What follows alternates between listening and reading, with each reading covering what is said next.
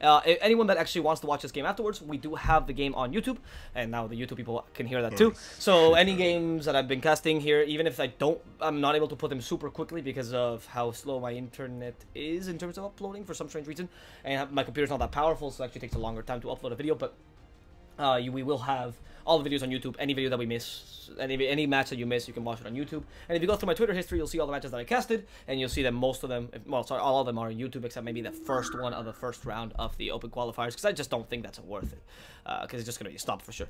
Anyway, let's go right into the game.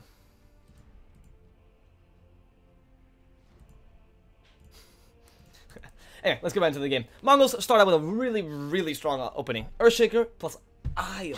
The Io is actually very surprising for these guys, because it's not particularly a hero that's very popular in either Nessie or China. There's a few teams that really do play, and Mongolz is particularly one of them, but it's not a hero that's as popular as it is in Europe, and even in NA it's quite a popular hero, as opposed to, it's just the playstyle is a bit different, especially for SCA. The Io, who has a weaker laning stage, who relies on a mid-game ganks and whatnot, who relies on pickoffs and uneven engagements, is not particularly the best hero for SCA, which is the kind of 5-man Dota where you just run down mid, destroy everyone in a 5 versus 5 matchup. But Mongolz has used it pretty well, especially with Retribution. They actually used the IO Storm previously, because Retribution is a fantastic Storm, or the IO OD, and they do have a preference for that. And that's, the IO OD used to be a thing when IO OD used to be a thing in Europe, the SCA teams used to play OD plus Ogre Magic, because it was the same idea, except you got stronger lanes. Mongolz was the only team that used to play IOD, or used to play it almost exclusively, as opposed to the Ogre Magi. So it's actually a very strong opener, and it shows that these guys actually know. Well, they're just going with their style, which is a nice thing to see, especially against a good team like Warrios Gaming Unity. It's clear that they're really respecting them. For those of you that are coming in, by the way, my name is DSwordfish. Hope you enjoy the cast. If you want to see my Twitter, Facebook, whatever, it's all, there's commands on the MooBot, so just exclamation mark Twitter, exclamation mark Facebook is pretty self-explanatory. Right, let's get into the Warriors Gaming Unity side. Sanking and Puck, a lot of team fight, but stronger lanes here. Also very versatile in terms of the lineup. You can already tell where the Earthshaker, Io, and Assassin are going to go. Actually, they're quite versatile themselves, but the Sanking Puck maybe a bit more, because you reveal that you have a support and offlane maybe of some sorts, but you don't really know which one's going to be, and you can actually change it halfway through your draft if you feel like that's a need. So on top of having a good team fight, a good control, you actually offer stuns and silences, a variety of them, a good amount of magical damage, and the Veil Discord build on Puck that's so favored nowadays, like the Veil Discord build on Queen of Pain, is actually really good in combination with something like a Sanking. Not only because of his Caustic Finale, which is actually something that people forget about, the fact that Caustic Finale is actually a lot of magical damage, so amplifying that is not bad at all, but of course, the most obvious choice being the Epicenter, right? And the ability to combine stuns and silences, especially in this situation where the Sanking can be cancelled, his Epicenter can be cancelled in the early game if someone has a good stun in the enemy team, is very valuable to them. And they're both high mobility heroes able to gank around the map. It's a really good opening, really good standard opening. Now Rubik to combine them. A bit of defensive supporting is not bad, especially because the Sanking is not the best hero to gank mid. Rubik is a really good hero if you dive the tower mid lane, and with an Nyx Assassin, you might be inclined to do so. He's a high armor hero, high HP regen, so Rubik is good at punishing those kind of plays. Rubik is also actually really good against Nyx Assassin in the laning stage if you decide to run Nyx Assassin in the offlane position, which would not be, considering, I mean, Mongolz used to love this hero in the offlane position, so it could be a possibility here. Just because you have a stun that does not actually deal damage, which is invaluable against Nyx Assassin Spike Carpus, and you don't actually kill yourself. Many people will think that, obviously, Nyx Assassin can just burst the Rubik down, yada yada, and that is true, because Rubik has a decent intelligence gain, but with his no field later on in the game, and the fact that he's going to buy sentries or a gem anyway, honestly, as long as his positioning is good, he shouldn't get bursted down too far by Nyx Assassin. You need the Vendetta's physical damage, because Rubik actually resists magical damage pretty decently, but has a low armor, and that's something Nyx Assassin can't really take into account, or can't really take advantage of, sorry. And for the Mongolz, we see another fourth pick. This being, okay, so Nyx Assassin, Io, or Shaker.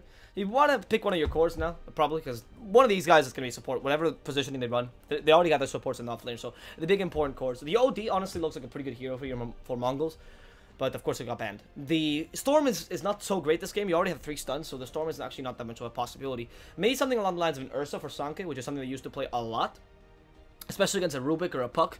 Could be quite powerful. The silence on the Ursa does not bother too much, even though obviously it stops the enrage. It's the only thing that really stops on an Ursa, and he can still beat the Puck down. And if the Puck messes up with his jaunt or messes up with his phase shift, I say messes up not like in the oh what a mistake kind of thing. It's more like If he miscalculates the jaunt, or if he phase shifts a bit too early, any sort of slight mistake, Ursa can punish that heavily because of his burst damage. And early game, you also get a good lane control, which takes it takes more advantage of the IO, which is a hero that doesn't really win the lane by too much, just gives you healing, but Ursa can do that pretty well. And actually, Mongolz are going to run the Templar Assassin very early, put down the mid early, which allows for the guys at Warriors Gaming Unit to just pick up a Quap in the mid lane and really counter her. I don't like the Templar pick so early. Honestly, it could be the last pick. However, they really do favor Retribution as a fantastic Templar Assassin. It does benefit from the IO quite a lot, especially if you snowball early. And if it is against a Puck, Templar shouldn't have too much trouble.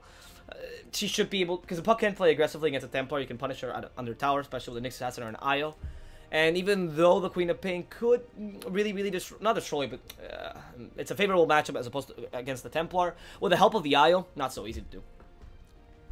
In fact, the help of the IO is really going to change things here, because the Templar is now able to, well, it doesn't need to resist damage with refraction, and even if they do take refraction charges away from you with a Shadow Strike or some sort of damage over time spell, the Templar still can regain the mana just by a good IO overcharge, little mana battery thing. Yeah, that's fantastic, right? And Templar doesn't have the best rune control until you get to the level 6, and then you have amazing rune control, but you don't want to go and get them yourselves, so the IO can just do that for you with this bottle. I love this last pick of Slark, by the way. You don't know if Puck's going to go off lane or mid right now, and it really stresses Mongolz out, or should stress Mongolz out. I don't know why they're so confident about this. You don't even know if the Sand King is going to be playing support, so they actually have a wide variety of heroes depending on what Mongolz pick.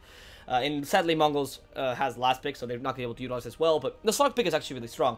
Stops the Nyx Assassin easily, because you can hit him with the Spike Corpus and Dark Pact most things. Nyx Assassin stuns are easy to see, or to look out for, essentially, because they both take a ridiculous amount of time. Dark Pact is never going to be, unless you're the best Nyx Assassin in the world, I've never seen a Spike Corpus being able to stop a Slark during the Dark Pact, right? Because you have to get the very last tick, and even so, I think it still purges. It's almost impossible. It's up there with the Total Gods.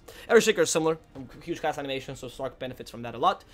And the Templar actually is really weak against the Dark Pact. You barely prevent any damage from the Dark Pact because of the amount of instances of damage. I believe it's 20 to 30 instances of damage from the Dark Pact. Easy to take refraction charges with. It's even better than any sort of damage over time. People always say damage over time is great against Templar, but burst hits of damage like Slark's Dark Pact or the old Torrent are much better against Templar. So we'll see now. The Bloodseeker is now banned for Mongolz. Okay, that is a hero that Sanka used to play a lot. I mean, the Bloodseeker would have been pretty good against the Slark. I still want to favor the Ursa. I think the Ursa is quite nice against the Slark. Unless you want to run the Timber Assassin. Timber Saw would actually be quite nice, because even though you have a lot of stuns and a good amount of magical damage, the Slark... actually, no. Now that I think about it, not the Timber Saw, because you do have a good silence. The Ursa still seems okay, because you can burst on the Slark, so that's not bad. That's mainly the reason. And here, I would say the Puck goes offlane, go for the Queen of Pain mid, and just take advantage of that. Queen of Pain is really good against the IO. It's not particularly too weak against Nyx Assassin, because usually your area damage, except for Sonic Wave, you're not going to be Spike Corpus most of the time, and you can blink away from most of those stuns. But no, they're going to run the Puck in the mid lane. Okay. Puck in the mid lane for them, whereas Darkseer in the off lane, giving them a bit more of an off lane potential. I mean, Darkseer Sand King is a really good combination, and you do get an extra team fight. Not a bad pick by any means, it's just that I guess, yeah, it's actually much more uncommon to watch the Puck in the offlane in SCA games. Much more of an American thing, especially South America, because a lot of mid players transition to the offlane. So yeah, it makes sense. Maybe they're not as confident in the Puck, especially when they're playing against a serious team. It's a hard game to gauge. And yeah, there's no lag, guys. There's really no lag. Let's see what Mongolz could pick up as their 5th pick. If there's any lag, by the way, that's definitely your internet connection, because I don't get the streaming qualities, so I'm sorry about that. I'm streaming 180p, 60 FPS, so if you do see lag, it's 100% on my internet. It's really yours, and I'm sorry, that's actually on me, because I don't have partner channels, so I can't put the little stream qualities. What do you run here against the Darkseer? I mean, is it carry? Yeah, the Ursa. Okay, the Ursa for Sand King. We said it multiple times. It's really good against Darkseer, actually, because even though the Ursa gets ignored, if you Surge, the Surge has such a long cast point that the Ursa can just destroy you. And against Puck, he's also pretty good, because you can punish that kind of aggression. The double Ion Shell is very annoying in the lane, but with Io's sustain, you should be able to deal with it decently. And the Darkseer can't get too close to you. And on top of that, later on in the game, the Ion Shells, especially once he gets level 6, where the Ion Shells are really powerful, because they deal, what, is it 90 damage per second, I believe, at level 7. It's insane. It's a good amount of damage, but Ursa uses Enrage and prevents all that damage, or most of that damage. So it's a good hero to have against the Darkseer once you have it. Once he gets a level 6 and the Darkseer starts being a real annoyance. Darkseer can vacuum you into the high ground, for example, and that's going to be something that Ursa has to take into account, either being vacuumed into the high ground and being vacuumed into a difficult position. But if Ursa plays well, especially if he grabs BKB relatively early, then he should be fine.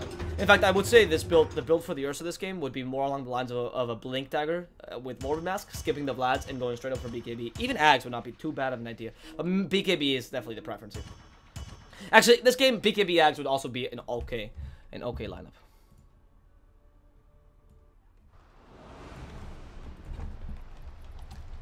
And I like the combination of Mongolians. I like the combination of Mongolians and Peruvians in the chat. Let's join cultures, guys. Let's join cultures. But yeah, apologies if you do see lag in the stream. That's honestly because I'm not partnered. If you can't watch the game because again it's too high quality for you because your internet won't give in, that's fine. You can watch it on YouTube later. The replay will be posted there, and then you can just download the video and still watch it. The amazing quality I'm recording it, but without the lag. So, you know, feel free to do that. If you do see a lot of lag, then just do that. Right, let's present the teams real quick before we move on with this game and the analysis. My name is DSwordfish. I'll be your caster for today. Hope you enjoy the game and my casting. If you do, feel free to follow me on Twitter. Let's see what the teams are showing off today. We have Xnova on the Rubik in the support position, and the offlane Kangaroo playing as famous Darks here for the Warriors Gaming Unity side. Chuan is, well, not Chuan, sorry, Chi-Wan is going to be playing the puck in the mid lane. Here in the second support position, Net is going to be playing the Sanking, and finally on the Slark, we're going to have Nana in the carry position. Now what do we have for the Mongolian side? It's Sanke on the Ursa, this mother bear, in the carry position in the mid lane. A Templar Assassin played by Retribution. In the offlane, triple question marks is going to be playing the Earth Shaker. And the two supports are going to be played by Sari here on the Nyx Assassin. And finally, one RA as the Io. What a name. 1 sec, it's starting. It's exciting. It's an exciting game. I'll be honest, it is quite an exciting game. Both teams are some of the favorites coming into... Both teams are some of the favorites coming into this qualifier, and both Mongolz and Warriors Gaming are some of the guys that were expected to probably come out of this alive or come out of this well. And they're both big organizations. Warriors Gaming on one side has a lot of backing up in terms of, you know, a lot of sponsors and whatnot. They've actually did pretty well in the last major, so everyone is looking at them. Whereas Mongolz is the only Mongolian organization, and trust me, they've gotten on the news over and over again. They're super famous, and if they can make it finally into regionals, then this would be huge for them in terms of PR and whatnot. So they're both actually going for this win very heavily. Now, in the mid lane, I'm going to see a combination of Sanking plus Rubik. Should be an easy kill into Retribution. Those are the refraction charges. Yep, Sanking. Oh, no need to use the Burst Strike just yet. Teleka needs to bring him back. Now the Burst Strike, chaining the stuns perfectly. And they're even going to leave it Chichuan. Don't miss the kill. Good stuff. Good stuff, good stuff. The Sanking just left because, of course, you want to leave the kill to your mid laner. You can get a huge difference. It's 3-2-2. Haha! What are the chances? It's a huge difference now between the two mid laners here, Retribution and, of course, Chichuan. So, you already start with a huge advantage being the puck. And as a result, right now, Retribution is going to have a much harder lane. The puck can actually harass you a lot if there's an XP difference. And the ganking in this mid lane, like I said, the IO is not the best hero to gank. It's not the best hero to cancel aggression. So if they just get an early game kill and punish the IO rotation, for example, then you really don't have that many skills to recover unless they're making stacks for you. That's really the way they have to recover, because the ganking potential for this team is not too high. As you see, the Nyx Assassin is not going to be able to really gank the puck in the mid lane. He even went for a mana burn build, which I can only imagine is the lane domination build. And now here in the bottom lane, 3 question mark. Burst as well. Perfect chain stunning, preventing the fissure, and another kill for Warriors Gaming. Starting out really strong here in this bottom lane. Okay, there's a lot of Mongolians in the chat for some reason. Please speak English, guys. Actually, I don't know why I'm saying that. It would be nice if you could speak English so that Peruvians could understand you. So it's like an invasion, right? Right. Retribution, it actually recovered decently from that really terrible kill in the early game. With 10 lasses to his name, the puck hasn't been harassing him too much. It's only level 1 refraction. It's already been really annoying for the puck. The puck hasn't been playing too aggressively, as you can see by the mana that he still has. And of course, 1 point into phase shift as opposed to 1 point into the waning rift to prevent some of that side blade harassment.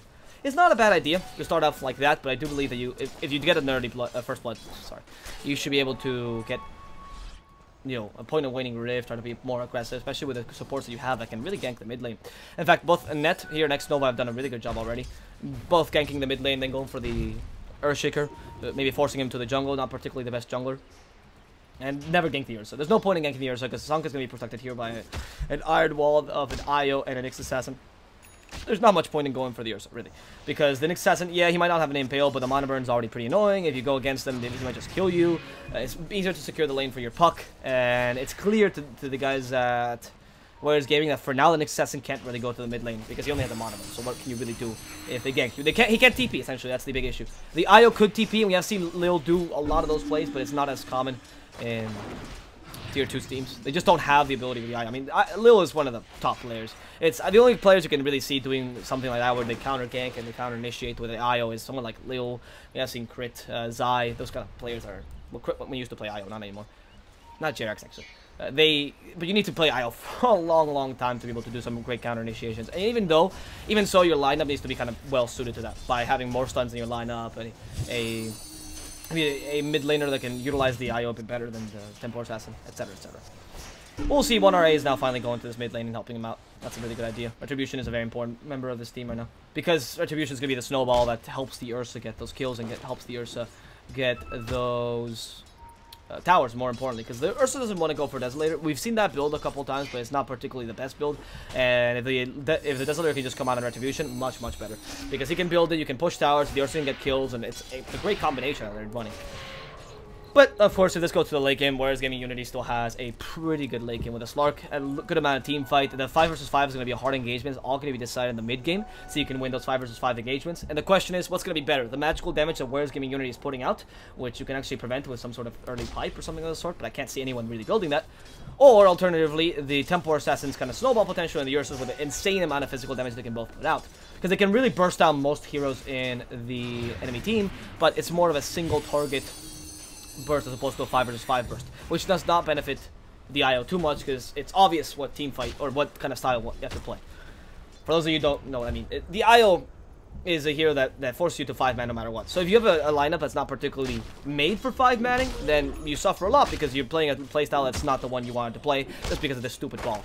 But in this situation, if you actually have a style that's much more inclined towards 5-man with the Darkseer, with the puck and whatnot, you have a little bit of push, a little bit of team fight control, whatnot, then that's a very good lineup to fight against the IO. Okay, the Ursa in the top lane goes against Net. Burst Strike. They can't get the kill, but they also shouldn't be able to. Oh, maybe Kangaroo actually. He still has a Surge. There's no Impale here.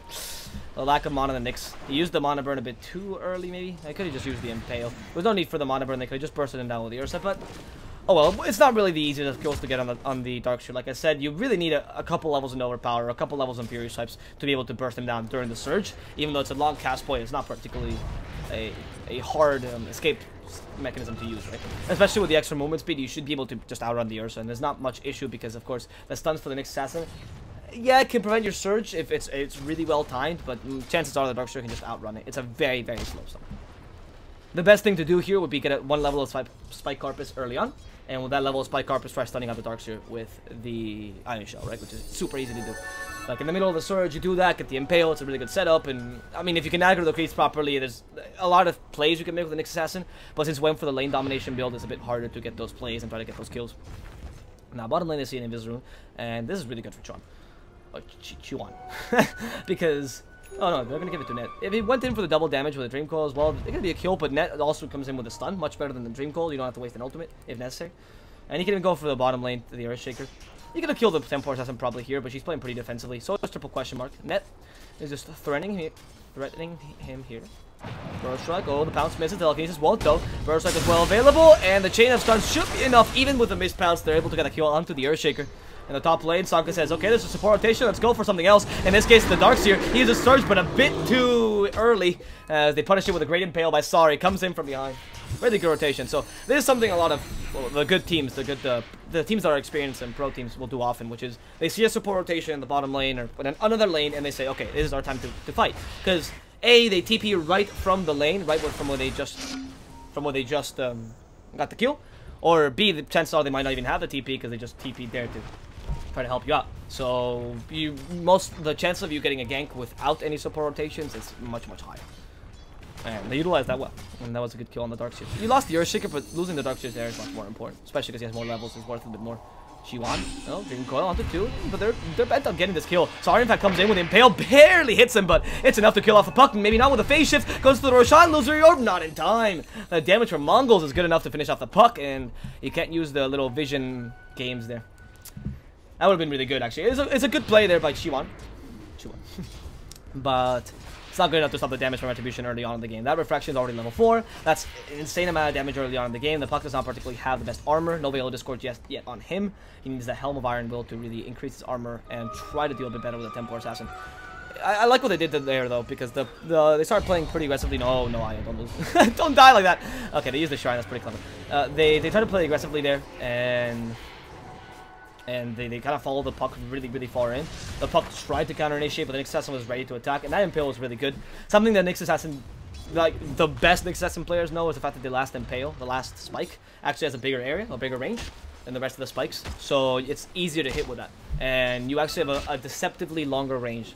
Despite barely, you know, just barely a bit more, but that was the longest range Impale you can get. Okay, Chiwan, go on to Retribution, silenced. Wow, they actually took the sentry down. This is a really good sentry, by the way, to stop the anxious stacking. But oh, sorry, careful, using the Impale. Nope, just taunts it. Actually misses the Impale anyway, so that great play was for naught. Now, 1 RA stunned by a telekinesis. The objective is the puck. Really good jump to prevent the counter initiation onto him. And he actually goes and makes sure that the sentry will stay here for another round. Also sees all the stacks that they're obviously building for the TA. They must know that the puck is left there because they saw his, or they heard his jaunt. If he can take these stacks, only... Oh, actually, yeah. Has level 3 winning mid, level 3 Lizard Orb. Should be able to take some of these stacks, at least. The TA is making sure that this doesn't happen. And the puck doesn't want to play too aggressively, not knowing where the Ursa is, because he was in the jungle, so they could have just killed him. And, yeah, I read the chat while casting, but I don't actually answer the chat while casting too much, but since you're saying that, yeah. I read the chat if there's technical issues and whatnot. So, yeah, no problem, man. I really appreciate SCA Dota, so it's not a problem casting. Thanks, what's your name? Bravo Vivo. Thanks, dude, for the kind words. I just don't like to read the chat too much while casting. Occasionally, the occasional comment like yours I'll read and answer to, just to feel like your voice is being heard. Right. There's the TA in the mid lane. Go on to Chiwan. Just a bit of a slow. Not good enough to really follow this up. The puck is not particularly the easiest hero to kill alone with the TA. You really need some help from the Nyx Assassin. Nyx Assassin, the only issue he has this game is he's the only hero, or the only issue that Mongolz has this game is that the Nyx Assassin is really the only hero that can kill the puck early on until the Earthshaker gets some levels and especially gets that Blink Dagger. That Blink Dagger is really important against the puck, so you can actually start the Echo, or initiate onto him with the Echo, because the chance of you hitting a fissure, unless you're using vision very well, are quite low. Sanke is coming into this kill, by the way, on net. One more Furious Type just to say, get out of my territory. Honestly, it was just to refresh the Furious Type cooldown. See, if Net goes really close here, Sanke sees him. They're just having a little standoff here, looking into each other's eyes, but Net does not know. Oh, Net does know, because he sees him with a ward. That was a very weird standoff where they both saw each other, but neither initiated. And Net is just putting a lot of pressure on this Ursa, knowing that, well, if he does this, then Ursa is going to have a harder time farming, can't just farm safely. You actually don't know where the rest of his team is because you have no defensive wards here. Because why would you have defensive wards in the early game, especially when you're playing with an Ursa and TA? And the knowledge, that knowledge is what is allowing Net to play so aggressively. Experienced player, you know, this guy's really good. The reason he went to TI. and got to pretty good place. Right, the Motive Mask onto Sunk as well, and going to the Blink Dagger is going to be his build, as predicted earlier. A really strong build here by Sanke, because you're able to put aggression early, but also farm the jungle if necessary. And the bottom lane, we saw Slark getting a quick kill on the IO. IO was just in the wrong neighborhood. Honestly, his positioning was not too great, and Slark punished him for it. Let's see if they can go on to the TA. No, TA is doing a bit of ancient stacking. Oh, they should be able to predict this, yep. As you can see, his rotation. Oh, maybe just going... Well, scan detects her, so they know Retribution is doing the ancient stacks. Because who else would be doing ancient stacks? It's a very valuable kill. Telekinesis and Waning Rift, and Retribution actually lost all her refraction charges. Or just barely. Maybe the objective is to go on triple question mark, but of course that Earthshaker is not the better objective for Retribution. They steal one of her spells, but really can't do much, but start to steal some farm. Great fissure, actually, to separate the Rubik from the puck right now. And they can even TP to the shrine if they want to punish this Rubik. Puck is playing quite aggressively here. Can they punish this? No, not with the phase shift. Lose your orb. They don't have enough stuns. Like I said, no Blink Dagger and Earthshaker means the Echo Stun is never going to come out on the puck. And Retribution at least doesn't lose these stacks, which is the important part right now. We saw to the net ward. Sorry, I should have done that earlier. But we can see that Retribution is actually as formed as Stark right now. And the top lane, Sanke will get a kill onto the Sankey, just following him up. He used the Burrow Strike a bit early, tried to stun the Sankey, and as a result, got killed by the Ursa.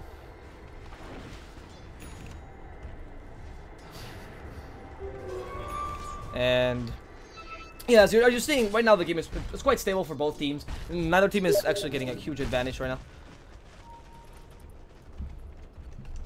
because of the fact that, well, on one hand, Warriors getting Unity doesn't want to put overextend too much, because then they can get punished easily, and as a result, you can actually lose a lot of this mid-game team fighting lineup that you want to do, because you don't want to go into the mid-game with a huge disadvantage. And you know you can fight there. Oh, Kangaroo, he did overextend, but only go into the creeps. They don't even bother using the Surge, knowing that Sanka could just beat him up, used the Enrage really early, and that was a smart choice. He knew that Darkseer could do nothing to actually get him, or counter-kill him, and there was no TPs available, so you just use the Enrage, and destroy him. Santa, please don't do that. And with that, they're able to, well, get the extra damage on the Fury Swipes, and easy kill on the Darkseer. No team fights just yet, just pickoffs, which kind of benefits Mongolz style right now, because they don't really have the best team fighting potential until they get a Blink Dagger onto the Earthshaker. Again, for the Echo Slam. We haven't seen a good Echo Slam this game. I don't think we'll see one just yet. Ooh, they're going to go into the TA in the mid lane. Burst as well. They're taking away her refraction charges, but in comes the IO. And with the relocate, they're going to be able to save this TA. Great relocate there. Just barely, right? Just barely, so you can continue fighting if necessary, and they can save the IO. There's no way you can actually attack the IO right now. And they go. They actually catch an assassin with a dust. Sorry, so sorry about this. The IO comes in with the overcharge. Might be able to save him, but no. The Fable to finish him off. Once the Spike ends, the Earthshaker will also go down, and Nana uses that last second Shadow Dance, but it's not good enough as the IO will hit him with the balls to the face. Net is the next target of aggression for Sanke, and he's going to be followed here by this angry Mother Bear going on Chichuan. Does he have Illusory Orb? Yeah, he should be just jaunt away. They can kill her in time. There's a lot of burst damage on Sanke, but of course he got a little bit tricked there, thinking that the puck had a higher level phase shift than he did. Or, I mean, either way, I don't think he could have killed him anyway. That was a good kill on the Slark though, but you sacrificed 2 people as a result. Nick Stats and Earthshaker. Carry for offlaner and support. It's a pretty even trade, honestly, especially considering the Slark was so well farmed now and actually came in with the Shadow Blade. And I just see Illusory Orb? Yep, I just heard Illusory Orb by Chuan. That's a decent timing for Desolator. Not going to be the 15-minute Desolator blink, which is insane, but it's going to be a good timing for Desolator. Just the standard, I suppose. Incoming puck with Illusory Orb. Now the whole team is here. You don't really want to fight this. The funny thing is Retribution was fighting this Roshan in the beginning. Now comes the Ursa, and this Roshan's going to fall much quicker. But of course, he didn't stack that many Fury Swipes just yet. Dream Coil onto 4. Beautiful Dream Coil, but the Echo Slam stops the Slark, and the Slark turns into a Flatfish right now as the Darkseer's bowed down by the TA, and now Net with a Burst Strike tries to run away. Ursa's ready with a Blink Dagger. Is going to do the play of his life here. No, sorry, he's just trying to stun him. Can't get the Sandstorm in time. Instead of going for the Sankin, they go for the objective. Mongolz take the Roshan, and wow, they're looking good. That was a good counter initiation there, especially the Echo Slam. Sacrificing on the Slark, knowing, well, that he was there because of the sentry, was a magnificent usage of the Echo Slam. The Slark was not expecting this because, of course, he was checking his Shadow Dance, but he just barely got in range of the sentry. So there was no way he could have seen the Echo Slam in time, and 0 cast point spell. It's actually such a amazing cast point that you can use it even when you're being stunned. It's insane. Try using Earthshaker more and you'll see how powerful that spell is. And of course, you can't knock that away. Oh, Retribution top lane though. Burst Strike, even at the dust, so you can't melt away. And the Fissure from X-Nova, just to add insult to injury, making sure that TA can't just walk away from this. They're going to try to fight this again, apparently. Retribution though knows that he can continue attacking the Slark. Nana could even get stunned by long range Fissure. Nah, not enough range. So in the end, the guys from Mongolz will not be able to get the counter kill on the Slark, and they will lose the Aegis in a very, very not dumb way, but very anticlimactic, certainly. Retribution was in a position that he wasn't expecting the Crixalis to be there. Of course, Sanking came in from behind. It was weird. It was weird. Why would the Sanking be there? He should have just gone base. It was really low on health, but that was a good play there by Net, knowing exactly where to be, knowing the TA would just go up and farm there. And a Fissure, did we just see a Fissure? Yeah, a Fissure onto the Rubik, easy kill onto X-Nova, and now they'll proceed to push this tower. Well, next Assassin, careful, because the Sentry just sees him, and because of the creep lane, he might actually be able to survive. Otherwise, they could have killed him, had enough burst damage, but the creep wave shows the Sentry, and they're like, okay, I'm out of here. Don't want to play too aggressive. New challenger for Rap God competition. I don't speak fast because I mean to. I speak fast because that's how I really speak. I'm sorry. I should speak slow. But the tower will go down in the top lane. Desolator to finish it off. And yep, that's a Desolator to help finish it off. Sorry, that's really a decent timing for the Blink Tech. Actually, 17 minutes in or so. It's a bit better than standard. Usually expected about 18-19 minutes. So well, that's gonna be a tier that can do have a lot of impact in the early game. More importantly, the Blink Dagger just came out of the puck, so you're gonna be able to have pretty much similar timing on those things. The Slark keeps killing the IO, which is in a bad position trying to farm, and that's just unfortunate for the IO. But what can you do? Wasted the TP there. That's the biggest deal, as you cannot really help with a relocate gank, for example. And Nana's been doing a good job of just killing the IO whenever he's out of position. Nana's actually been really good at punishing bad positioning by the enemy team. I mean, this is the guy that won the Pro Dota Cup final with a Ricky, with a Ricky carry. So, you know, anything is possible. Where he's getting into the Sanke coming in. The objective is Chuan, but They don't see him in time. That puck has been an annoyance for them just in terms of killing him, but he hasn't really had that much impact in the game. Oh, Sari's gonna find the Vendetta and Impale. No, going straight for the Impale, knowing he has enough damage with the Ursa, and with that, Chiwan will be going down. Well, that's how you play Nyx, boys. Why get the extra damage from Vendetta when you can just give the whole kill to your Ursa, who already has a Basher, one of the best items here to actually counter both the Slark and the Puck. Why the Slark? Even though he can dispel with Dark Pact, there's no way you can predict the Basher. Absolutely no way. It's not only not pseudo RNG, it's actually one of the few items that's still RNG, but like, well, RNG as pure as you can get it in a computer, because technically all RNG in computers is pseudo RNG. But anyway, oh no, Nana, really? Shadow Dance being committed here. Is he gonna TP? No, he's gonna try fighting against Retribution. Maybe not the best of options, using the Shadow Blade and the lack of. Oh, they could have put a sentry down, but afraid of the rotations by Warriors gaining Unity, they decide to leave it be. And yeah, sorry about the steam. I turned it off. Yeah, so like I said, there's not real RNG or. There's a really close approximation, though, in the computer, obviously. But everything is technically pseudo, but the pseudo RNG that Dota uses is not used on the Basher, right? So you can actually not predict the Basher whatsoever. And you can Dark Pact, right, to try to attack the Ursa, or Dark Pact in the right situations, but there's no way you can be able to evade the stun by just Dark Pacting. And against the Puck, similar options, against the Darkseer as well. These stuns are very useful, and the Ursa hits really fast, so chance of you getting a Bash proc in those 6 hits when they overpower pretty high. Retribution himself already has the Blink Dagger, and since he went with Desolator first, his farming has increased by a lot, or has a really good GPM. And with that, he's able to now start farming the Blink Dagger, or the BKB, which is so very important in this game against a mainly magical damage lineup. Now from behind, sorry, here they go. Nana, careful. Oh, vacuum, but not with a burst strike. They couldn't get the combination in time. Well, that net is gonna kick himself to sleep. Now, see, the Darkseer stunned out. Kangaroo will go down to Retribution's damage, and with that, Mongolz able to push another tower, a tier 2 that goes. Probably doesn't go down to them, honestly. With Sanke, they have a good amount of minus. Sorry, with the Desolator, they have a good amount of minus armor. Sanke hits pretty hard because it went through the Basher. And of course, the Phase Boost adds a little bit of damage bit by bit. And of course, the overpower. Yeah, look at that. Ursa's not particularly the best tower pusher, but when you add the Desolator to it, he pushes decently fast. And with this, another objective taken by the guys at Mongolz with an IO. Again, dying in the backgrounds, and they go Dark Coil, Drink Coil, sorry, onto the 2 cores. Silence, the Ursa can't use the Enrage, has to survive this somehow. Where's the Impale? They're not even using it. Sorry, doesn't want to sacrifice him. Berserk on the 2, the objective is the Templar Assassin, but she has the Refraction. And Retribution should be able to make her alive here. They can't really punish her too much. The Fissure does catch out Sanke. Sanke is in a really bad position using the Enrage. Hey, but they lose Europe. Is it going to be a jaunt? Ooh, they were prepared for it anyway. Net comes in with a Burst Strike. Won't be able to use it. A beautiful Fissure will block their way completely. That Fissure was really nice. You can't advance to that. They could have just followed this through without the Fissure, but it's a bit harder now. And actually really delayed the supports helping out. Nana can still come to sorry. And the Loser Road goes in. Jaunt! Great usage of the Spike Carpet to stop the Puck, but of course, like I said, Spike Carpets is not good enough against this Slark. It's just, you're never going to get a stun out. At most, you're going to get a bit of damage. But even that bit of damage is not good enough against this Slark. Because, let's be honest, not only can he heal it quickly, but of course the Dark Pact with the amazing amount, or sorry, with the little amount of damage it deals per tick. What are you really going to do as an Nyx Assassin against them? Honestly, for the amount of kills they got there, they didn't get the tier 2, which is unfortunate, but the amount of pressure they put up there, actually, not deny range, that's good. They only lose a Nyx Assassin, not too bad for Mongolz. Obviously, the mid game should be beneficial to where it can... Is that the sound of the Immortal? Keep hearing this, like, broken violin. I don't own the Immortal, but I'm very, very cold. It does sound like a broken violin. That's horrendous. That is a horrendous sound. I wanted this Immortal until I heard the sound. Jesus Christ. Ugh. It's like a violin dying. Oof. That's terrible. Anyway. The point is, yeah, it is that sound. Oh my god. I don't like it at all. That's actually very strange. It's like the Razor Immortal. I guess once you get used to it, it's fine, but... Golden Immortals. Rich people, you know? Weird taste. You know that phrase, the worst thing is to be rich and have a bad taste. Like you can be rich, or you can be poor, and you can have a bad taste, and you can have a good taste. And the worst combination is having a bad taste and being rich. in this. I'm kidding, obviously. It's just an item. I find that phrase really funny. So, or maybe it was just lucky. I think someone gifted it to Nana because he does play Star quite a lot. Right now, Warriors Game Unity is not too concerned about this, even though they're not getting their team fights. Frankly, they're not losing too much in terms of farm. You're up against a TA and an Ursa.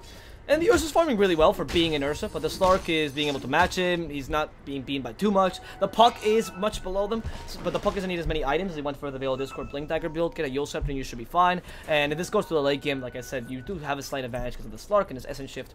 Though the Slark does excel in long team fights, and Ursa excels in the short ones, right? So the question is, which one can you make happen, right? Both TA and Ursa are people I really like and can use short team fights, unlike heroes like Gyrocopter, for example. And that's why the Slark is not particularly that great against these kind of heroes, especially because he can always enrage. You can steal as many stats as you want, have 60 extra agility if you care, if you want to, but Sankey won't be able to, or won't die because of the enrage. Okay, Sankey, you're a bit too far in. Even when the enrage is a bit dangerous to be in. However, the whole team is just gathering around him. And the Slark, in they go. Fissure from the Rubik's going away. The Burstman as well. Have to use the enrage and using it just last second. No, did not commit to it as he believed in the relocate from the Io. Should have not believed there in your teaming. The Ursa goes down. Fissure onto the Slark, stops the rest of the initiation. In fact, they're going to go onto the puck and they kill him in just 2 hits. Retribution. Amazing initiation with Io being relocated back. Hakaru comes in, Echo Slam onto 2, and Nana it dispels of the Dark Pact. Beautiful Dark Pact there with a 0 cast point spell. Seems like Dark Pact is good enough. Now X Nova, can he die in just 2 hits? The Impale, no need for it as the Fissure stops the TP already. And where's Gaming Unity? We'll be losing 3 there for the price of 1 because of a great initiation from the TA and a ridiculous amount of damage this woman is dealing. I mean, the BKB there helped because of course you can't really stop the PA, but it was that damage from the Desolator and the Meld. Very well played by Retribution. And a good play by the Io, if it wasn't because there was just no way. I don't think he could have reached him and saved the Ursa. I understand that the Ursa tried to not use the Enrage because, of course, he thought, right, if I don't use the Enrage, the Io relocates me, then I can use it in the middle of the team fight and might even have an impact, even if I still die. Which is a really wise choice, but sometimes you have to play risky and you get punished. Okay, sorry, preventing the possible pounce here. That was actually a good idea to use Spike Carpus. They don't see him. They don't have a vision here. Take the Invis Rune. Do they have a Dust, though? And they go with the Impale. They don't have a Sentry or a Dust, so I guess that play was just to annoy the Slark. And the off chance they actually wanted to attack the TA, they kept him controlled for a couple seconds. Then they walk away to the Sentry. Sure, yeah, not a bad. I mean, not a bad play, not really necessary play either.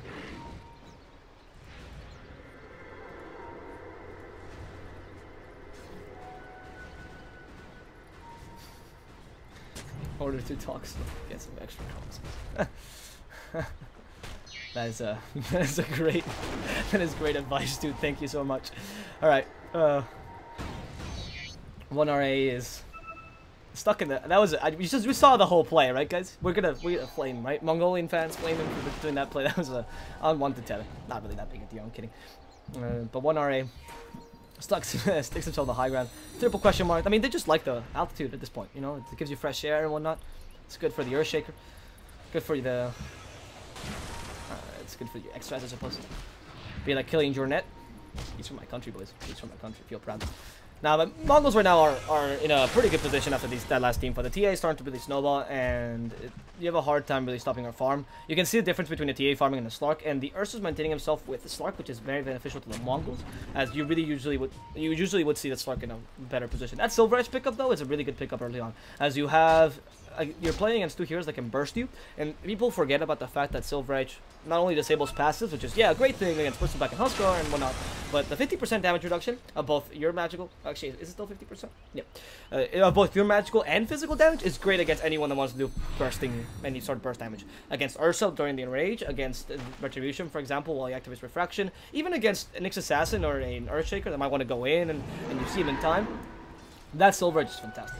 Because it stops pretty much half. I mean, it literally stops half the damage. So that's fantastic. Oh, they see the Nyx Assassin. They always have a sentry there. He's been stunned out. Telekinesis. What do they steal? A Vendetta.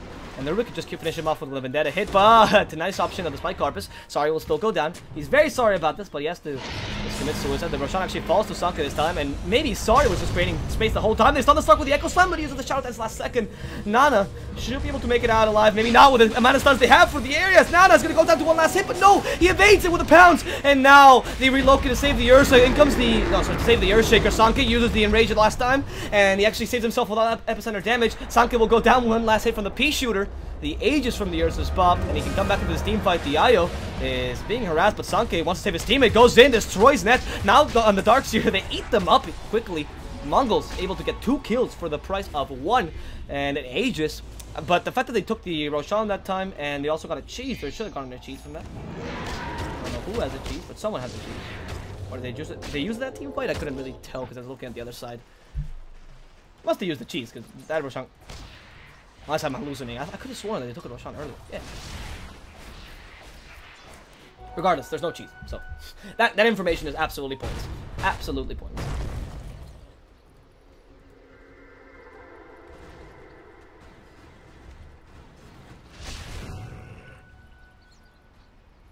Yeah, man, please don't. Yeah, please don't do racist memes, guys. I'm not gonna ban anyone, but please don't. Just for the sake. Thanks for the nice things in chat. Mongolz playing really well. I mean, honestly, in the open qual, I don't know if they went for boot camping or something of the sort. They might have, but they're looking much stronger than the last Mongol I saw. Considering they haven't played many tournaments recently, much like some people are pointing out in the chat, they're a team that surprised me. Whereas Gaming Unity also hasn't played many tournaments recently, but I guess they're the star team coming into this qualifier. I mean, they're some of the favorites coming into this qualifier. The fact that Mongols are actually not only facing them off and being their rivals, but also able to win this game, at least in the beginning, shows a lot of prowess from this team. Maybe Mongolian Dota is not dead after all. Maybe Mongolian Dota has one last bastion of defense. And people laughing at this big country with a lot of people and a lot of Dota players like, nah, they're never going to be good. And Mongols are proving it. And then they're going to bring regionals, win TI7, best Cinderella story ever. People will look back at this cast and be like, man, really? I can't believe this team made it. But they did it. And they just won TI7. Congratulations. First SCA team to win a TI. Actually, wow. No SCA team has ever won TI. We have an American. We have a Russian. Well, not Russian, but a CIS team. What have we had a European? Yeah, Alliance, technically European. Every region has won a TI except for South American SCA then, out of the qualifiers. That is interesting. I guess it's time for Mongols to win. Come on, guys. Represent your country, win TI7. I mean, EG, Liquid, not really good teams compared to Mongols. They can still take it. That's actually interesting. I would like to see an SCA team win TI7. I mean, a bunch of Chinese teams have just won, but they're not. Obviously, completely different. Now that they get 3 qualifier spots, it might be a possibility. And who knows, actually, the SCA region, in both open qualifiers and the regional qualifiers, I find it one of the most stacked regions together with China. It's actually very exciting. For those people that only watch Western Dota, if there's some in the chat, I suggest you watch SCA and China. They're going to be amazing qualifiers. A lot of good teams. People are complaining, thinking that their level is lower, but it really isn't. They have enough infrastructure to boot camp and prepare themselves for this TI. And now Kangaroo, harassed. They just find each other. It's like, okay, I need to get out of here. Surge, but they can't stun him out. Oh, the silence comes in from the TA Orchid, but they can't stun him out in time. Soundkick won't even find him. Kangaroo using the blink at the right moment, and a beautiful surge there by Kangaroo. Surge not, a beautiful juke utilizing the surge that saves his life. The Orchid was not good enough to stop him, and they don't really have, like I said, their stunts all take a long time to actually execute, so running away from them is not the hardest thing in the world. You can actually juke him a bit more efficiently.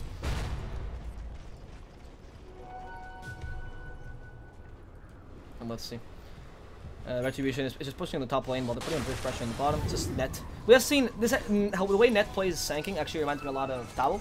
If anyone is out there a fan of SG Esports or watch the match against EG, he plays really dangerously, with mainly going for mobility items early on, putting a lot of pressure. Tao, of course, is an offlaner, so he had more mobility items and had a bigger GPM, but Net plays him similarly. You know, he doesn't actually miss that much, doesn't use Epicenter as much, just really pushes out the lane and utilizes that part of the Sanking very well. On top of the fact that he's utilizing the burst, right, more than the Epicenter, right, which is something that always surprised me about Tao. The Epicenter were good by Tao, but they were okay, but the burst strikes are really what stood out. And a lot of Sankings are not that great at using their stuns. Oh, that's a good ward. That's just, I see him. Goodbye, Net. I mean, I was praising you for so long. You just caster's curse, right? You have to die. Echo's not even committed to this. It's only Sanking. I swear to God, if he makes it out alive, he's actually gonna blink away. Wow, I praised you, and I was right to praise you, Net. Good, congratulations. That was a fantastic play. Actually, no, it was not. It was a misplay by the Earthshaker. They shouldn't have used the Echo Slam so early, not knowing exactly where, or not knowing the Echo Slam wouldn't kill him. Shouldn't have used the Echo Slam before he could just go on to, or maybe use the Yule Scepter, try to hurt him a bit more. Wait for the initiation from the team, because obviously Net did not know that he was there, so wait for the TP and cancel it. Because they did see the rotations, of course, and Net knew that they were coming in. That was a terrible arrow, sorry, the rotations. But they didn't know they put a ward up here. There was no way you knew that. You wouldn't be able to see that, literally. So that ward was a surprise, and then they didn't use the surprise ward well enough, thinking the Sankey might have the 6th sense to just TP out or blink TP out. But with your own blink, the Earthshaker could have just killed them. They got a bit hasty and used an Echo Slam for nothing.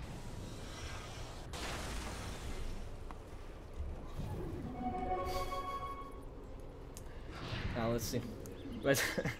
Retribution getting a Bloodthorn now finished off on him. Now that's gonna be pretty useful against Slark if you actually wait for the Dark Pact Bloodthorn. It's almost I mean, it is an instant cast spell, so you should be able to stop a Slark from doing much. If you have Dust or because you can't dispel it, right? So Dust or Sentries or Gem or whatever to see him. Dust actually would be okay if you're gonna use a Bloodthorn and try to get the Slark that way. powerful skill. It's a really, really powerful item, and you can burst them down easily, so the Slark can't really use his passive to try to heal up, or, you know, juke you or whatever. That's why the Dark will be a bit more important than Sentries, just in case he can pounce away the last second while you're Bloodthorning him. Because it's very common for a Slark, if he doesn't use Dark Pact defensively, he's trying to run away, uses it defensively, chances are he's going to Dark Pact then try to pounce. So you Bloodthorn him mid-pounce, which, because the pounce is a skill that is easy to land, or easy to use. I mean, there's no cast animation for it. Just gonna. And looking at that word chart, you already see that Temple Assassin is winning by quite a lot, but at this point in the game, it's not as relevant. The Temple Assassin still has a pretty bad stat gain in general. Actually, one of the worst agility gains for agility carries in the game, if I'm not mistaken. Second to Juggernaut, well, not second, but even worse than Juggernaut, who has a 2.4. Ursa, actually the worst in this situation. As far as I'm concerned, I believe maybe Arc Warden, because I don't really play that hero enough, and I don't really know if you consider that an agility carry really, because it's a weird hero. Ursa's not really an agility carry either, but since agility is his primary attribute, it's one of the worst stat gains in the game. So as the game really progresses, even though Slark actually has a worse one, wow, what am I saying? The worst stat gains in the game are all by all these heroes, all these carries in terms of agility, but the Slark has the Essence Shift, which really adds to it, so you really can't measure the Slark's ability by his stack, and there's a reason, you know, he's balanced, right? But the TA doesn't really do that well in the late game. The burst damage starts being a bit weaker. The Slark starts benefiting a bit more from his items. If he goes for Sky, Butterfly, these kind of expensive items really benefit him. And in the bottom lane, actually feel like Nova. The reason why these items are so good on someone... Not the reason, sorry. The reason why these items, or why Slark is such a good late game, is he can get expensive items, and they benefit him a lot. Blink Dagger is not necessary. Silver Edge is a much better item on him, and it's a pretty nice stat item, or stat stick. Whereas the TA, for example, goes for Desolator, Blink Dagger, those kind of items, even BKB, are much more of a mid-game, late game, or mid-game, early game items. Because later on they pale in comparison to things like Scotty or Butterfly in terms of how much they give you per slot. And since Slark benefits from being able to just get those expensive items. Okay, the Echo Slam can come out last second. Yo Scepter will bring down the Echo Slam. No need for it as Nana. Oh, we'll kill him off before he can even use the Fissure. Nana with the Shadow Dance and BKB. Really hard to kill the Slark. And in the end, they don't lose the gem, but they do lose the Earthshaker. That was a very weird initiation. They could bring Yo Scepter into an Echo Slam, but of course, you know, the Slark was just BKB, so there was no point in using the Echo Slam. Tried to use the Fissure to get a kill. Couldn't finish it in time. And I really thought the Ursa was going to be able to kill him with just one last hit, but the Shadow Dance came in the right second. Good play there by the Slark, using the Shadow Dance last second, taunting them quite a lot, even staying there for a really long time so they can kill the Earthshaker. Could have grabbed the gem, was really close to grabbing the gem, but unfortunately didn't want to risk it too much. And of course there's a lot of heroes there, so clicking on the gem is not as easy as you think. It doesn't give you priority over the gem. And if maybe he didn't even know the gem was there. Maybe he didn't even know. Maybe he wasn't checking the Ursa's inventory or surprised because the gem was left there and not that important of a kill on the Earthshaker as long as you don't get the gem. Aghanims on the puck, right? Yep. That's going to punish the Ursa BKB. That's pretty good. And also TA BKB. There's two BKBs on the enemy team, so I like the Aghanims. You have telekinesis as well, so if you do need a long stun for the Dream Coil, you can actually get it, even with, as long as the BKB is not activated, because you can pull them away from the Dream Coil. That's a factor, or the Vacuum as well. You actually have a lot of movement abilities that are able to use that longer stun from the Aghanims, so that's really not the reason why he's grabbing it. It's not a bad idea. Because sometimes you do need a longer stun, either in a TA when she's like man fighting you, or an Ursa or whatever, and the telekinesis Vacuum allow you to do that. Though of course the Vacuum, chances are you're not going to use it to push people away from the Dream Coil, but rather to push them in so you can get a better Dream Coil. But you know, man can dream. There's those plays that you want with a Kato. Remember when the Aghanims first came up and it wasn't against BKBs, I believe? Oh wait, careful, Retribution. Yeah, stun. They break all his fracture trap with the Dark Pact, but he uses the BKB, wants to fight. The break is on him though, so he can't really deal that much damage. Retribution. It's goes to a Shrine, and comes the Ursa with the Abyssal Blade. He doesn't have Dark Pact. The Slark will just go down. Nana starts hitting him though, and stealing some stats. Dark Pact to try to save himself, and now the Shadow Dance. Nana will survive. The Epicenter from Ned onto a Vacuum. Beautiful burst. Like that was the combination they were looking for, but they actually counter that with an Echo Slam. The poor Darkseer is not able to get any kills there, and even though everyone's in a coma, they're surviving the assault, and now the IO finally goes down. Chiwan wants to get those counter kills. Here's the cleanup crew with the Slark and the Puck, but they have no mana, so this is a very dangerous game to play. Retribution, even with low HP, could be really dangerous against the team of WG Unity. And with that, Sanke is the only one that really survives that team fight properly. They get a kill on Sanke, they get a kill on Darkseer in exchange for an IO. It's kind of worth it for them, especially considering you wasted Vacuum, Wall of Replica, and the Epicenter. Really good combination, but you lack the damage there in the end. Is it Epicenter level 1, level 2, level 2? I mean, obviously it was not going to be level 1. I don't know why I thought 37 minutes in he would still be level 11. But Epicenter level 2, 37 minutes in. Even that, 880 damage magical. Not really that big a deal at this point. Especially against heroes that have either Refraction or Rage, or some sort of ability to prevent damage by Carpus, Strength Healers, and Earthshaker. Who did go for the extra strength talent, of course. And There, the Stark should have been there a bit, or should have been able to fight them, but of course he had to use the Shadow Dance a bit early. That's the issue they had, that they did a really good combination, but the combination came a bit too late. And the Stark went in first. You know, he fought the TA, good Silver Edge, right? So, like I said, preventing the damage that actually made the TA not be able to kill the Stark early on. He could have just, you know, turned around. A good Abyssal Blade on him, mind you, from the Ursa. But fighting against the high ground, having no vision, that was a really dangerous play by Nana. So this luckily he didn't get punished. Oh, they go on the Sand King. Easy kill. Nana's still fighting here, but oh, sorry, it's found in that bottom round with a pounce. It does hit him. Not really what he wanted to do though. Nana has to run away, and they're just still available, so they're gonna fight this till the end. Nana finally losing vision. No, not with a Dark Pact. He takes away the Earth Shock, and the Relocate's even committed to this. Nana, he's using the Silver Edge. Do they have a sentry or something to see him? They don't have anything. Oh, the gem, yeah, the gem from the Earthshaker. They're gonna be found out.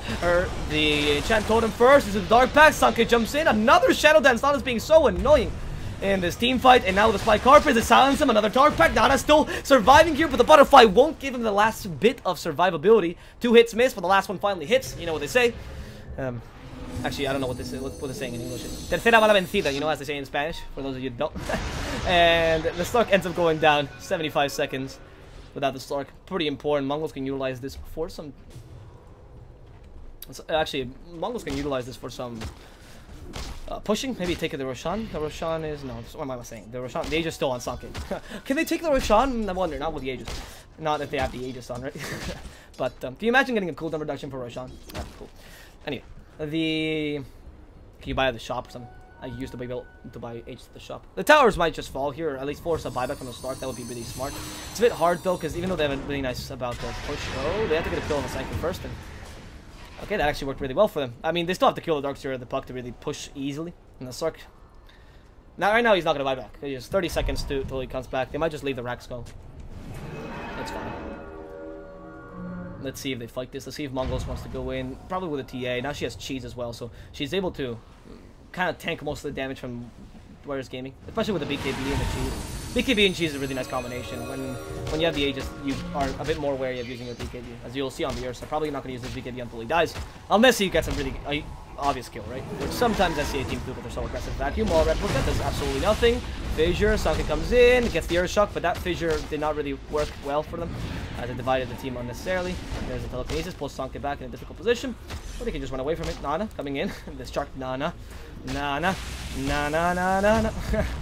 Actually turned out being a different song that I was going for. I was going for Jaws, but oh well. Mongolz is... Well, takes a tier 3. They could have maybe taken more, but of course, once the Stark comes back, you don't want to overextend. You know the enemy team has a good team fight potential, and they could turn this around. Even if they wasted the Vacuum Wall Replica, the main spell here for team fighting is probably the Dream Coil. The Epicenter to some degree, maybe because of the slow, but that's pretty much it. It's really it. I mean, Epicenter's damage is not really that relevant anymore. It does deal a bit of extra damage, right? The Vacuum is not that important because the TA doesn't go for stat items, neither does the Ursa. The Ursa relies more on his abilities, so does the TA. There are particularly 2 heroes that are quite good against Darkseer because they never get good illusions out of you with Wall of Replica. We'll see. A bit of a... Is there a smoke? Nope, just joining in together. Sanke keeps on pushing. Here in the top lane, we see Sorry following Kangaroo, so they know that the enemy team is going this way. And with the locate, they might be able to get Kangaroo. There's the Impale. Income with the Ursa. Sanke has the Abyssal Blade, so they can kill off this Darkseer quickly. Met the next objective. They try to stun him out with the Spy Carpus, but won't find him in time. And let's see if the Stark wants to initiate here. They could kill the Io, but with the relocate, yeah, Io brings him back to the middle lane. It's like, hey guys, let's push a bit. Let's push. Why not? We have a TA with a Fracture and Desolator. We have an Ursa that's doing really well. And Sorry will actually sacrifice himself here in the top lane. Then comes the Sanke. Beautiful power strike from Net, but they can't follow it up really. Sanke keeps in these towers. Why not? The Glyph is actually committed here. And Nana wants to go in and fight this. He could go onto the Templar Assassin. She spots Cheese though. Let's not forget. The break is hit. And now they go onto the Io by accident. But that pounce was actually really good. But the Ghost Scepter saves him. Now with the Epicenter. The final stun. And the Io goes down. They lose the Io really quickly. Sanke is now fighting against the Puck. He still has the Enrage of the Aegis. The Echo Slam is committed to this just to kill the Puck. X-Nova uses the Ghost Scepter. The gem is dropped there by the Puck. And they're able to recover back again. And Net with a burst on the 2. Nana wants to keep fighting as the Fissure was very obvious. They even see Nana, but they could just do it there. Actually, they do. They have double gems, 1 for each eye. And both gems fall. Nana sees it as he kills the Earthshaker. Puck grabs 1. Has to grab the other one. Sanke is going to lose the Aegis here. They didn't have to enrage for that next team fight. And Retribution wants to walk in and kill Nana eventually, but right now, without the gem, without the power of the gem, they really can't do this. In fact, Ursa's going to be thrown into the air. All his bones are going to be broken by this fish going on to him. The pounce. The Ursa wants to fight back. It's fish versus bear. Who's going to win? And then Rage Bear against Nana. And he's getting the stun. The Impale doesn't actually hit. And Nana able to survive with a beautiful pounce there. Retribution going down, losing his godlike streak in the backlines. And in the end, Warriors Gaming gets 2 very important kills. Now going on to the last one. Sorry, are able to... No, they can't kill him. The Ursa is actually forced to back away, which is unfortunate. The TA is maybe forced to buy back here. Yul's Scepter, they might be able to kill Sorry. Use a Spike Carpus in time. They didn't use Dark Pact there. That was a very obvious Spike Carpus there. Nana, you could have gotten the kill maybe. Oh well, oh well. He has 39 Essence Shift stolen, 117 agility to his name. Jesus Christ. Jesus Christ. That's a lot of damage. That is a lot of damage to these guys, Warrior Gaming unit can put out. Mainly because, I mean, if they utilized this for another team fight, they could have just killed the Ursa in like a couple hits. But, of course, the Ursa and Rage makes it so you just can't burst them down, which is a good thing about Mongolz. They're going to stay near their base, knowing the Slug still has the Essence Shift stolen for that long team fight. And like I said, long team fights really benefit Nana. He used the Silver Edge like 16 times that team fight. It was great. He actually went for the 10% cooldown reduction, which affects items as well, which in this match has been amazing for him. Giving him more Shadow Dance, giving him more Silver Edge, and of course the loss of the gems in the middle of the team fight was huge. Triple question mark is going to wonder what's happening. Has he been broken? Has he been destroyed? Not yet. Oh, relocate. Saving his life. Alright, that relocate from 1 RA. I mean, that's a sacrificing IO, but I guess you can just tether back to the base. Oh, get away from the IO so you can just tether to you. Ursa, please, please, don't let the IO die. There it is. Look at Kangaroo. Comes in with a vacuum, actually breaks the tether. But Nana, not so sure of himself that he can just initiate. In fact, they catch the next assassin in the back lines. Another Spike Carpus that stops him. Nana's going in with a pounce. He sees Sorry entirely, and Sorry will go down again to the power of Warriors Gaming Unity. With that, Mongolz getting... Well, losing the next assassin once the TA comes back up, that's not too good for them. And they lose that 13k net worth, I think it was up to before. Let me actually check. Hard to say, actually. 15k, 17k, maybe? It does look like they had a really big lead. I saw it at least 12 to 13k. I don't know if they got a bit higher, because I'm not checking this bar the whole time. But now it's down to 7k net worth lead. It's not that big a deal anymore. It's also getting close to the late game, so... Each team fight is much more important than the items that you get. Right now, both teams are really up to par, and it's all about pickoffs and mistakes. And you know how the late game works. You don't really need the items or the network difference doesn't really matter as much. Even though the Puck has kind of fallen behind, and this build of utility Puck is not particularly the one you want to go for. If Puck had level 25 or was able to get to Sense of Vice, Chivas, those kind of items, he'd be much more impactful this game. For now, they're really relying on Nana, just kind of to carry them this game, really. That's an issue, because the 4 Protect 1 strategy works well because the Slark has been able to evade a lot of spells. That Dark Pact, I mean, we already saw this kind of strategy again. I compare this a lot to SG, but they're playing with similar draft too, so it's the Slark that has the Dark Pact. He's able to kind of almost commit suicide in every single team fight, and so the 4 Protect 1 works a little easier because they can't burst him down quickly enough, but at one point they will have the damage, especially if Retribution goes for the butterfly and whatnot. And when you have that, oh, X-Nob actually getting a lot of vision, they don't have a gem. So that they can't see him. Oh, they do. Oh, gem with the Echo Slam. They catch the Stark. They even Bloodthorn him, and the Stark is dead for 100 seconds. 100 seconds without your main carry. This is the issue of the...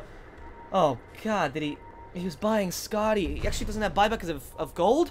No way. Nah, my friend. This is the chance for them to fight. This is definitely a chance for Mongolz to take this team fight. Or to take this game, actually. So they can just push really quickly. Net in the middle lane. They want to kill him quickly with the traps. They should be able to. Retribution blinks to the high ground. Wants to go onto Net. But of course, it's a difficult kill to follow through as he still has a lot of mobility spells. They just have to push. They just have to push. I mean, they don't know that Nana has wasted all his gold, but at least forces buyback for sure. They don't understand how key this team fight is. If they can't actually fathom the fact that Nana would not save for buyback right now, which is what's winning them the game. Amazing. That could have been a huge team fight. Like I said, at this point in the game, it's not really about items. It's really just about the pickoffs you can get. Oh, careful. Sonkit's going to go for this range Rax. They're able to do the range attack really quickly. Desolator. Are they going to go for the melee creeps? Yep, there's no tier 2, so there's no reason not to go for melee creeps. Honestly, if they knew they had no buyback, they could actually go for tier 4s. Or at least threaten the buyback, but it's not the best of plays if you, again, don't know that Stark has... no buyback. In comes Kangaroo. Oh, there's the epicenter with the vacuum. All the replica as well. Catches 2. Deals a considerable amount of damage, but they eat the cheese on the Ursa. Tia has to try to heal herself up with a BKB. She should be able to make it out of here alive. Now they're starting to the Puck. The Invisible Blade to finish him off, and the Puck is also down. 100 seconds of the Puck. Also no buyback. He's wasted it early, right? Yeah, he used it up. Not wasted it. Used it up early. Also doesn't have the gold, but that's beyond the point. He's probably couldn't farm it fast enough or something. Let's give him the benefit of the doubt. They're Mongols, if they knew the... I mean, they do know the Puck has no buyback, but they can't really fight against the Slark as easily. The Slark, like I said, is the pillar of their team right now. We've seen MKB coming out on the Ursa. That is a fantastic pickup. Together with a Bloodthorn.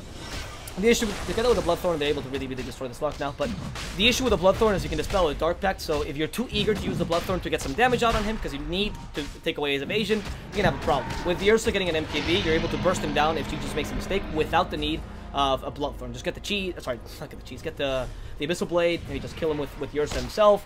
It's much easier to get the pickup, so it's an important item here. Also, the extra stuns that you get, not a bad idea. Because you might be able to stop something like a Surge or... I don't know. It's not like the long stuns are good against Nana anyway, so it's pretty good. And with this, I do believe Mongolz should be able to take at least a lane of Rax. Nana's doing some bit of split pushing with his Dark Pact. He is not the best or fastest split pusher, especially against the Desolator TA. And they go start hitting the tier 3 down bottom. Let's stun onto the TA. Net using his Ghost immediately. The Abyssal Blade, they really want to commit to this. Echo Summon to 3, but Nana can dispel that with a Dark Pact, and he will do so. Net already goes down though. Next objective being the Darkseer. They can't kill Kangaroo in time. Yeah, they will. The Slark now fighting against 4. He's lost his whole supporting cast, but he uses the Shadow Dance last second. Beautiful burst. Like will save his life now. And Sanke still fighting this. Has the Aegis could continue until he dies, really. Guns Net a second time. He's been stunned and destroyed. There's no buyback on the Sand King, and now they're going to proceed to the tier 3 down in the bottom lane. Sanke continues fighting against these melee racks, and with the Aegis in his possession, he's able to just fight till he dies, really. Like I said multiple times, what was that? Dream Coil. What just happened? Actually, a completely missed Dream Coil. That was a really weird Dream Coil. Now, the Puck goes down. He's as confused as I am.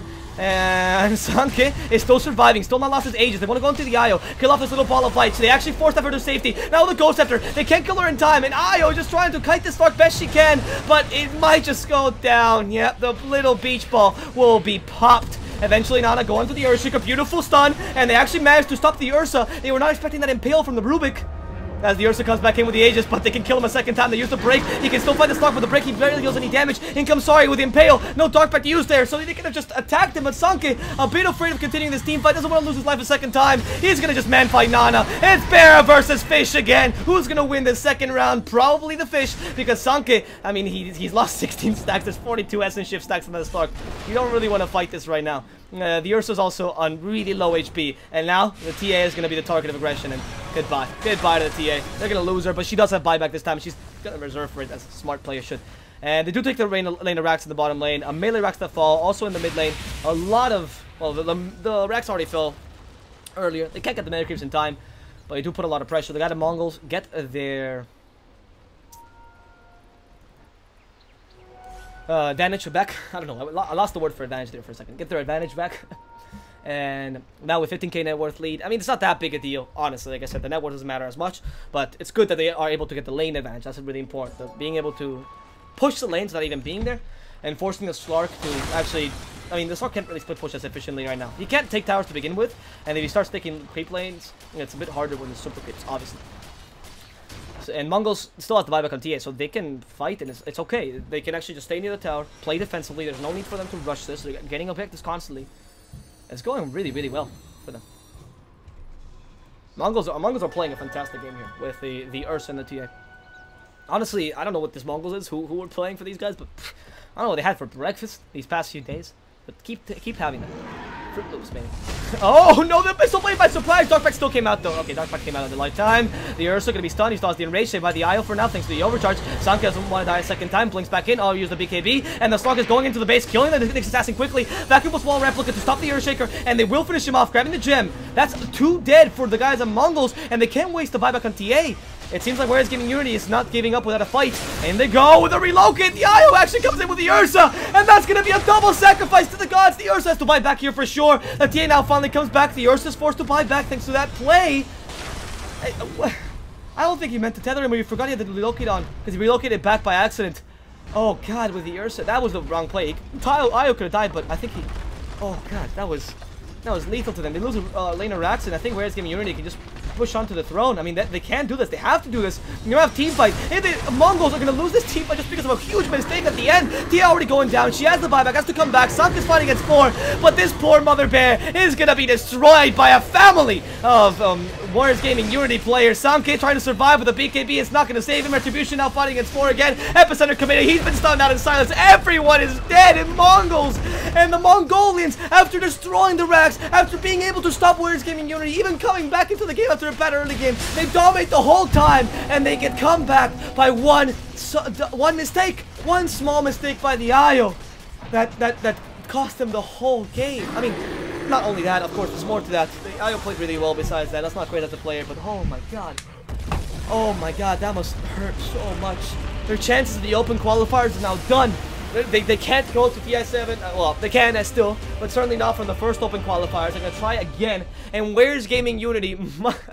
They must be the happiest people right now, knowing they passed after one of the hardest games they've played. 52 minutes in. They come back from almost an 18k net worth lead from Mongolz, and they do the exact same thing Mongolz did yesterday against IAP. One team fight, and they turn it all around. What a game by Where's Gaming Unity. Wow. That said, guys, hope you enjoyed the cast, even if the game at the end was, well, I hope you enjoyed the cast anyway, and if you did, feel free to follow me on Twitter. You can just do the !! Twitter. I see a lot of people on stream, more than I'm used to in English, and I appreciate that, so, you know, feel free to follow me on Twitter if you did enjoy the cast. If you didn't flame me, you know, tell me what's wrong, tell me what you don't like. Oh, this guy talks too fast, fuck you, I hate that he's Spanish, I hate your family. I don't mind, really, just, I appreciate any nice criticism. And of course, any follows and any words of encouragement are also greatly appreciated. We're gonna move on probably to the next Warriors Gaming Unity game. That's gonna be on now. It's against Execration, so I'm gonna be moving to them. Mainly because that was a fantastic game. That was a fantastic game, and even though Nana did make a mistake at the end, almost by dying there, they made it and not having buyback. It's still a really good team. They're some of the favorites. So let's go to the next game. Okay, for a second I thought that was gonna be. Oh, he's on the summit tie. Oh, wow. They're actually casting the qualifiers. Alright. Go on to the weight screen. Hello, guys. How you doing? That's my real face. Okay. You guys got a haircut. I should have shaved today, but I didn't have shaving cream. I'm sorry. But anyway, for anyone that wants to... Oh, sorry.